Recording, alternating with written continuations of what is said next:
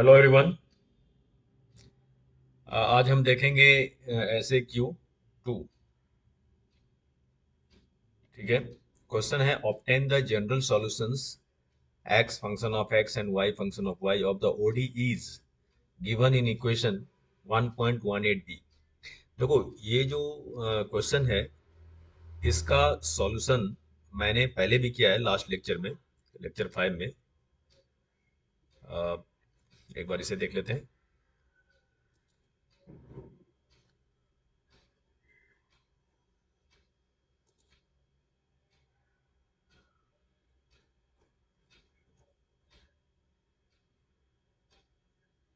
देखिए,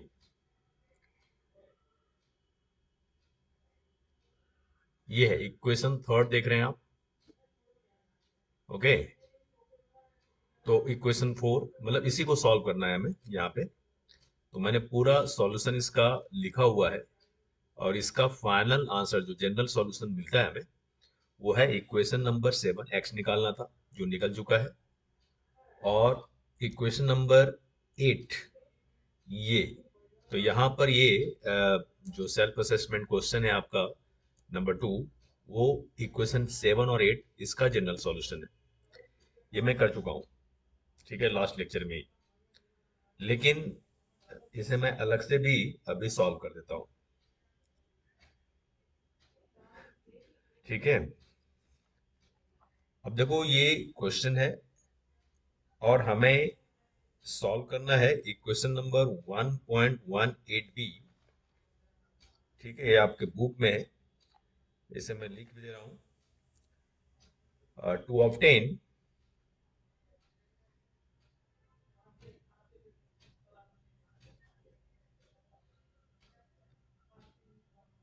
सॉल्यूशन है।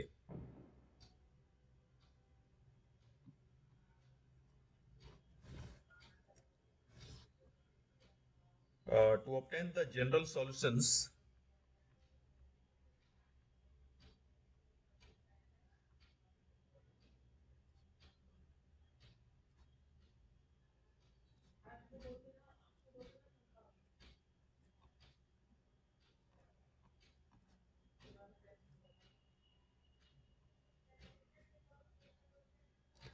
ऑफ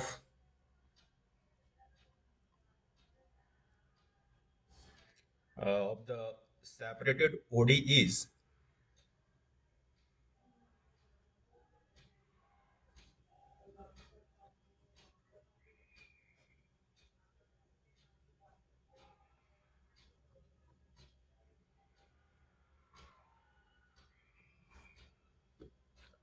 और वो जो ऑर्डिनरी डिफरेंशियल इक्वेशन है वो क्या है? वो था X double primes X function किसका, एक्स का, plus Y double primes function किसका, वाई का, अपॉन वाई इक्वल्स टू क्या है, जीरो। अब देखो, ये जो इसमें जो फर्स्ट डिफरेंशियल टर्म है ये वाला, और ये दोनों दो अलग अलग वेरिएबल का फंक्शन है। मतलब ये सिर्फ एक्स का फंक्शन है और ये सिर्फ वाई का फंक्शन है, और इन दोनों का सम क्या है, जीरो है, इन दोनों टर्म्स का। इसका मतलब कि ये एक कांस्टेंट के इक्वल होगा और ये भी एक कांस्टेंट के इक्वल होगा, और दोनों का सम क्या होना चाहिए, जीरो। तो अब कहने का ये मतलब है कि एक तो कम से कम एक कांस्टेंट तो जीरो नेगेटिव होगा, और दूसरा क्या होना चाहिए, पॉजिटिव होना चाहिए, तभी तो दोनों का सम जीरो होगा। ठीक है। तो अब हम इसे कुछ इस तरह से लिखेंगे। Hence we can write here,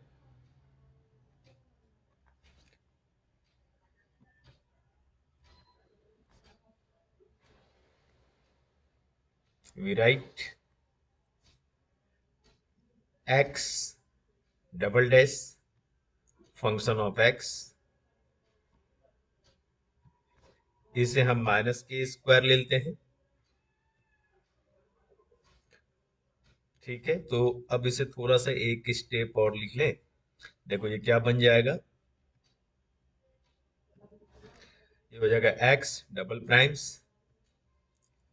function of x minus k square x function of x. Clear? तो ये बन जाएगा हमारा x double primes function of x plus k square x function of x equals to zero. इसके लिए boundary condition क्या था, याद है ना? अब x lies between x zero और l के बीच में x की वैल्यू लाई करेगा, जो बाउंड्री कंडीशन दिया हुआ है क्वेश्चन में। ठीक है, जो टॉपिक था हमारा उसमें एक एग्जाम्पल था, वो 1.1 देख लेना। ये यही तो मैंने डिस्कस किया था लास्ट लेक्चर में। ठीक है, और दूसरा वाला एंड जो सेकंड फंक्शन है क्या था, डिफरेंशियल इक्वेशन क्या था, डिफरेंशियल इक्वेशन का जो सेकंड टर्म था y का function, y double dash, just wait, इसे कैपिटल ही लिखना है हमें, y double primes function of y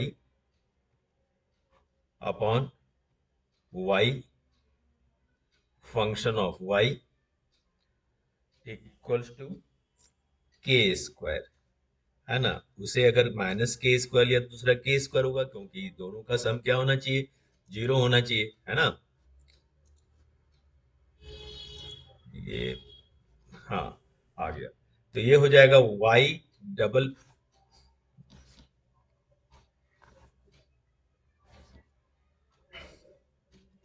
double primes function of y k square y function of y double dash function of y minus k square y function of y equals to zero. ठीक है, और देखो boundary condition क्या दिया था y के लिए, y जो है वो उसकी वैल्यू लाई करेगा जीरो और b के बीच में। क्लियर हो गया यहां तक? तो ये आ गया आपका ये दूसरा इक्वेशन। तो ये जो तो है ना, ये फर्स्ट देखो, फर्स्ट आया हमारा ये ये आ गया एक इक्वेशन, और दूसरा आ गया हमारा ये। तो इन दोनों डिफरेंशियल इक्वेशन का सॉल्यूशन, जस्ट वेट, मैं नंबरिंग कर दूं। इसे आप ले लो इक्वेशन नंबर 1, जिसे हमें सॉल्व करना था। ये हो गया इक्वेशन सेकंड, ये,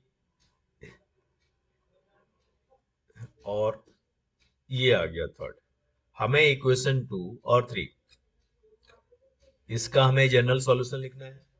तो मैं पहले पूरा डिटेल में सॉल्व कर चुका हूँ लास्ट लेक्चर में, तो आप उधर से देख लेंगे। मैं यहाँ पर अब डायरेक्टली लिख रहा हूँ। एज वी नो दैट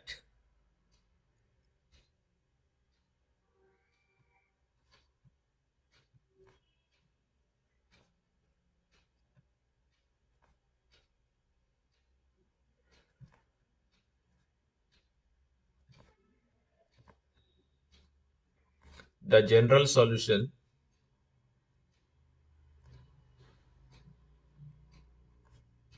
इसे डायरेक्ट ही लिखो, मतलब आप तो आपको ये चीज याद रखना है।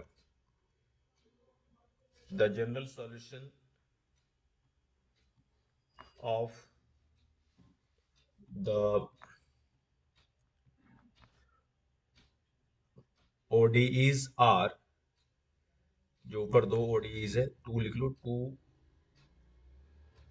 To ODEs ordinary differential equations कौन कौन है, 2 और 3।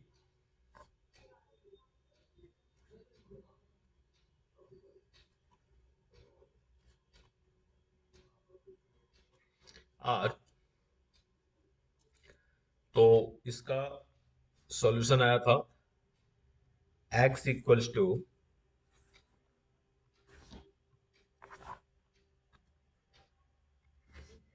Function of x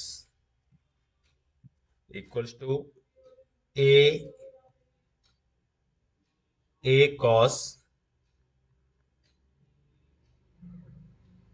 a cos lambda x plus b sin lambda x and जो थर्ड इक्वेशन है उसका क्या आएगा, y फंक्शन ऑफ y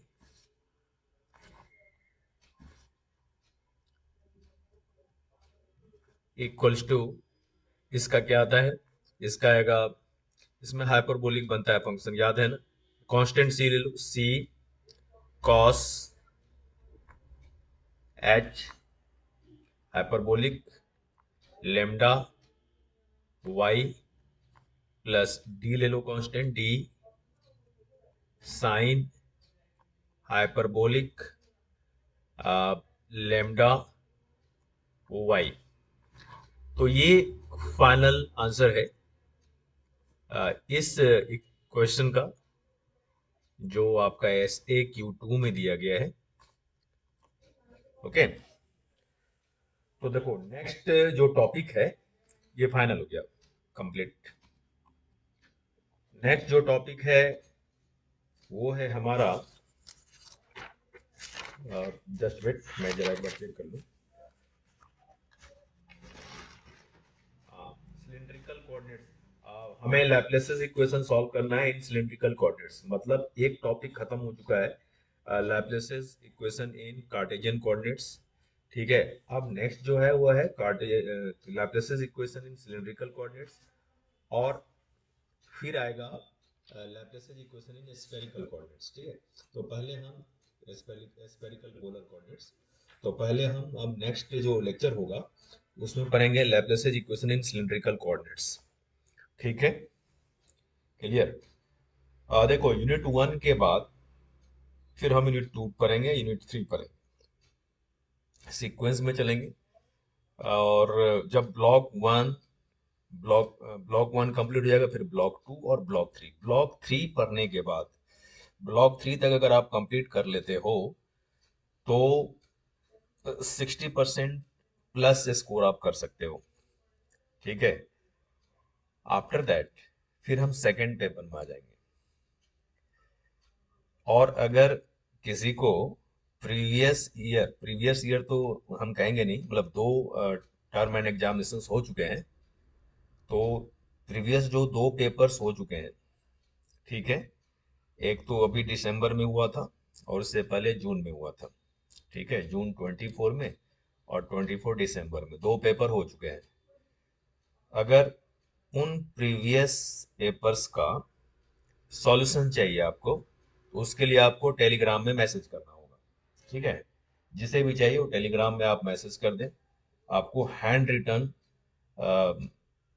अगर चाहिए handwritten solution previous questions के, ठीक है, पेपर 1 से लेकर के पेपर 8 तक, तो आप टेलीग्राम चैनल पे कांटेक्ट कर सकते हैं। ओके, तो फिर मिलते हैं नेक्स्ट वीडियो लेक्चर में। तो आज के लिए इतना ही, मतलब अभी के लिए। ओके,